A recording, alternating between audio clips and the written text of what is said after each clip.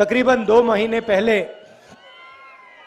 हमने ये भारत जोड़ो यात्रा कन्याकुमारी से शुरू की और आज हम महाराष्ट्र में हैं। दिन भर चले, 6 बजे से चल रहे हैं, 7-8 घंटे चले हैं, 24-25 किलोमीटर चले हैं और हमारे साथ आप सब चले। धूप में, गर्मी में आपने अपनी शक्ति, अपना प्यार इस यात्रा को दिया। इसके लिए मैं दिल से आप सबका धन्यवाद करना चाहता हूं।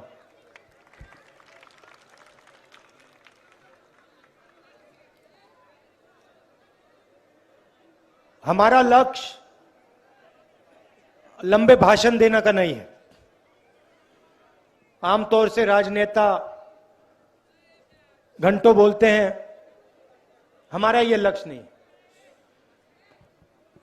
हम दिन में 7-8 घंटे चलते हैं और हम, सिर्फ मैं नहीं, कांग्रेस पार्टी के सब नेता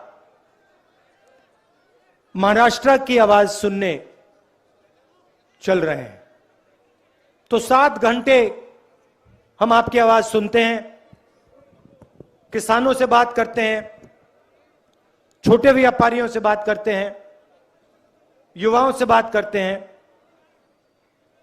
माताएं बहनों से बात करते हैं। हम कुछ ज्यादा नहीं बोलते, चुप रहते हैं और जो आपके दिल में है वो हम 7 घंटा 8 घंटा सुनते हैं और अंत में चलने के बाद शाम को हम 15 मिनट 20 मिनट अपनी बात रखते हैं। बहुत सीखने को मिलता है। सबसे पहले, जैसे आप लोग जानते हो, गाड़ी में चलने और सड़क पे चलना बिल्कुल अलग चीज है। हिंदुस्तान, किसानों का हिंदुस्तान, मजदूरों का हिंदुस्तान गाड़ी में नहीं चलता है, सड़कों पे चलता है, पैदल चलता है। तो अगर उस हिंदुस्तान को समझना है तो वो हवाई जहाज, हेलीकॉप्टर, गाड़ी से नहीं समझा जा सकता है। अगर हिंदुस्तान को समझना है तो सड़क पे चलना होगा। और यही सबसे पहली बात, सड़क की क्वालिटी दिख जाती है। कैसी सड़क है, उस पे चला जा रहा है या नहीं, गड्ढे हैं या नहीं, ध्यान से चलना पड़ता है या आसानी से चला जा सकता है, सब पता लग जाता है। 5 मिनट में पता लग जाता है। स्टेट की हालत सबसे पहले सड़कों में दिख जाती है।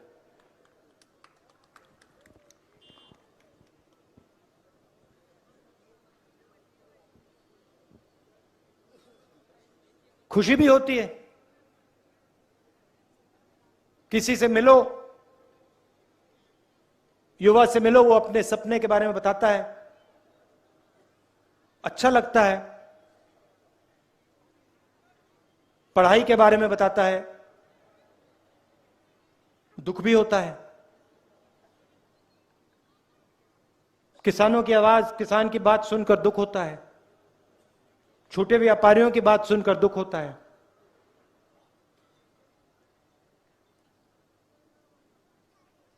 नरेंद्र मोदी जी ने कुछ साल पहले नोटबंदी की, जीएसटी लागू की। उसका असर कितने साल हो गए? कितने साल पहले की थी? 6 साल? तो 6 साल हो गए। जैसे सुनामी आती है, मुझे याद है मैं गया था जब सुनामी आई थी, तो सुनामी का एकदम असर तो होता है, मगर सुनामी का सच्चा असर 5-6 साल बाद दिखाई देता है। इसी प्रकार नरेंद्र मोदी जी ने जिस दिन नोटबंदी की, जिस दिन गलत जीएसटी लागू की, उन्होंने हिंदुस्तान पर आर्थिक सुनामी आई। उस समय उन्होंने बोला कि देखो मैं काले धन के खिलाफ लड़ाई लड़ रहा हूं, काला धन मिट जाएगा। 5-6 साल हो गए, सबूत आपके सामने है, काला धन मिट गया, गायब हो गया।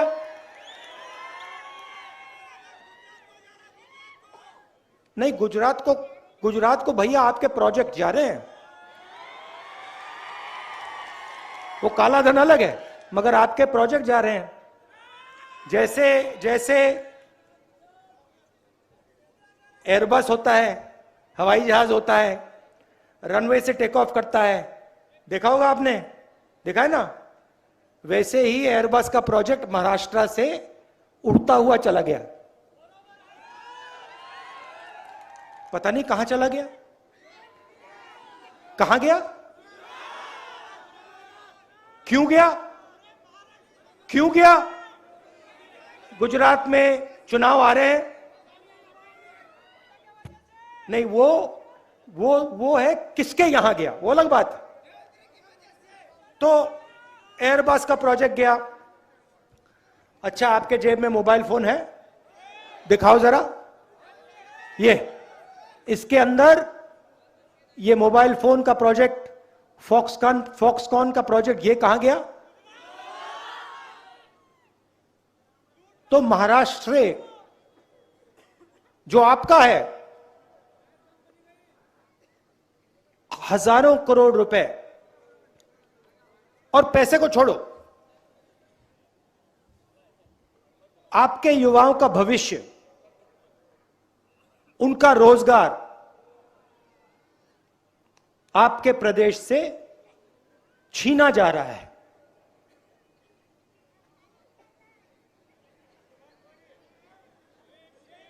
ये अब सड़क पे आप युवा से बात करो, मैंने कहा कि इन सड़कों पे अच्छा लगता है, दुख भी होता है। आज मेरी एक युवा से बात हो रही थी, स्वराज नाम,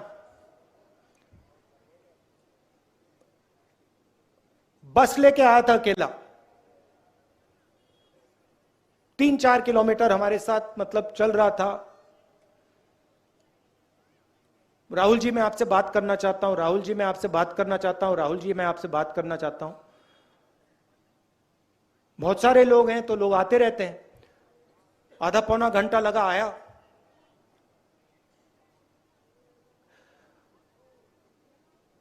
मैं हिंदुस्तान के बड़े बड़े ब्यूरोक्रेट से बात कर रहा हूं। जितना इसको शिक्षा के बारे में मालूम था, हिंदुस्तान की एजुकेशन मिनिस्ट्री में सबसे बड़े ब्यूरोक्रेट को नहीं मालूम। पहली बात मुझे कहता है, राहुल जी मैंने इंजीनियरिंग की है, मगर मुझे इंजीनियरिंग की जॉब नहीं मिल सकती हिंदुस्तान में। मैंने उससे कहा कि अजीब सी बात है, मैं अब कन्याकुमारी से महाराष्ट्र तक आ गया, जब भी मैं युवाओं से, बच्चों से पूछता हूं क्या करना चाहते हो,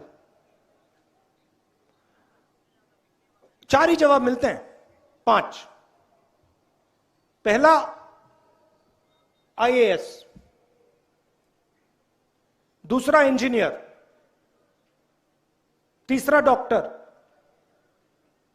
चौथा चौथा शाबाश, चौथा आर्मी, और पांचवा वो आर्मी और पुलिस मतलब एक ही है, उसको एक ही मानते। पांचवा लॉयर, डॉक्टर, लॉयर, आईएएस मतलब सरकारी, पुलिस या आर्मी, और कोई कुछ करना ही नहीं चाहता। तो लड़के ने मुझे बताया, स्वराज ने बताया कि देखो क्यों नहीं करना चाहते, क्योंकि हिंदुस्तान में प्रैक्टिकल शिक्षा नहीं है। मतलब जो भी हम अपने स्कूल कॉलेज में सिखाते हैं,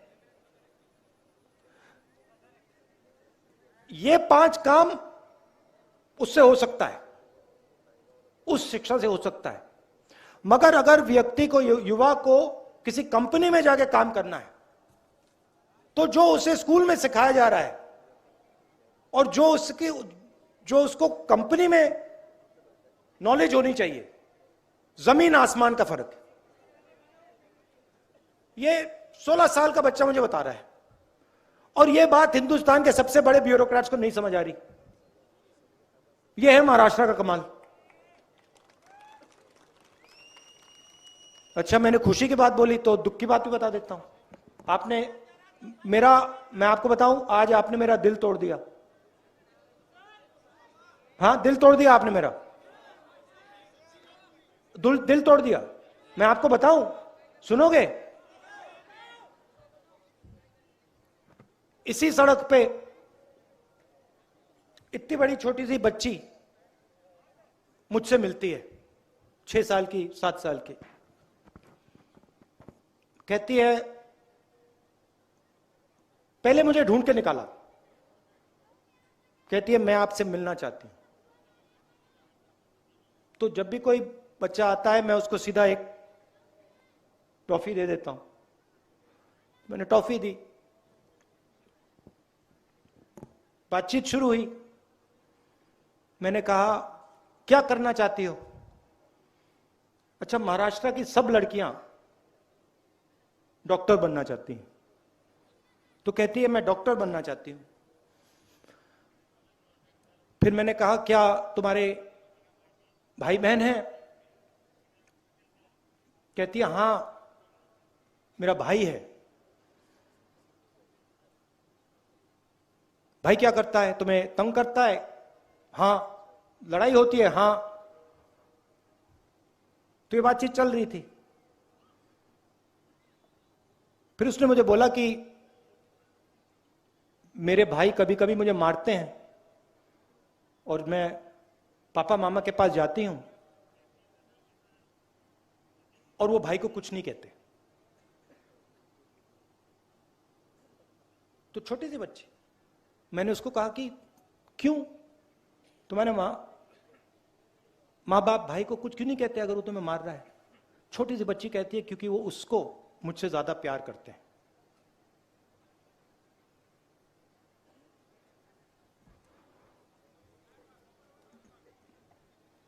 सुनते हुए काफी दुख हुआ। छोटी सी बेटी है, होशियार, मगर उसके माता पिता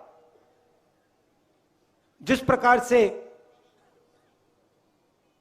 बेटे को देखते हैं, उस आंख से बेटी को नहीं देखते। इससे आपका प्रदेश कमजोर होता है। सही बोला, गलत बोला? तो हमारी जो बहनें हैं, माताएं हैं, वो पुरुषों से भी ज्यादा जरूरी हैं। और जो देश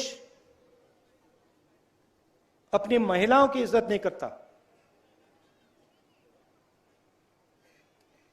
वो देश आगे नहीं बढ़ सकता। दिल की बात बोल दी, मगर अब मैं चल रहा हूं तो मतलब जो दिल में आ रहा है वो बोलना पड़ रहा है। तो यात्रा हमने शुरू क्यों की? शुरुआत में मैंने कहा प्रेस के हमारे मित्र हैं, मगर हमारी बात, विपक्ष की बात, सिर्फ कांग्रेस पार्टी की नहीं, सब विपक्ष की बात दिखाते नहीं। देश में बीजेपी, आरएसएस नफरत फैला रही है, हिंसा फैला रही है, डर फैला रही है। नोटबंदी की, गलत जीएसटी लागू की, किसानों के जो काले कानून थे उसको लागू करने की कोशिश की। इनका लक्ष्य हिंदुस्तान की जनता के दिल में डर डालने का है, भय डालने का है। किसानों से बात हुई, मैंने पूछा भाई बताओ क्या मुश्किल है? कहते हैं राहुल जी हम खेती करते हैं, अपना खून पसीना डाल देते हैं, मगर हमें यह नहीं मालूम कि हमारे गेहूं का, गन्ने का क्या रेट मिलेगा। सरकार हमसे गैम्बलिंग करवाती है, जुआ खिलवाती है। कभी कोई रेट मिलता है, कभी कोई और रेट मिलता है, मगर एक बात की गारंटी है, हमारे खेत से पैसा नहीं बनता है, हमें आमदनी नहीं मिल सकती है। तो हो क्या रहा है? देश में 2-3 बड़े उद्योगपतियों को, आप देख लेना, ये जो फॉक्सकॉन का प्रोजेक्ट है, एयरबस का प्रोजेक्ट है, ये अंत में उन्हीं 2-3 लोगों के हवाले होगा, जाएगा, उन्हीं को मिलेगा। वो 3-4 नाम है, आप सब जानते हो कौन है। दो तीन नाम है, पूरा हिंदुस्तान जानता है। नरेंद्र मोदी जी के मित्र हैं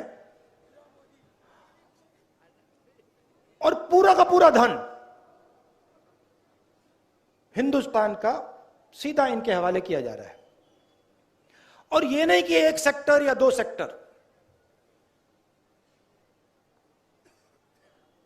किसी भी सेक्टर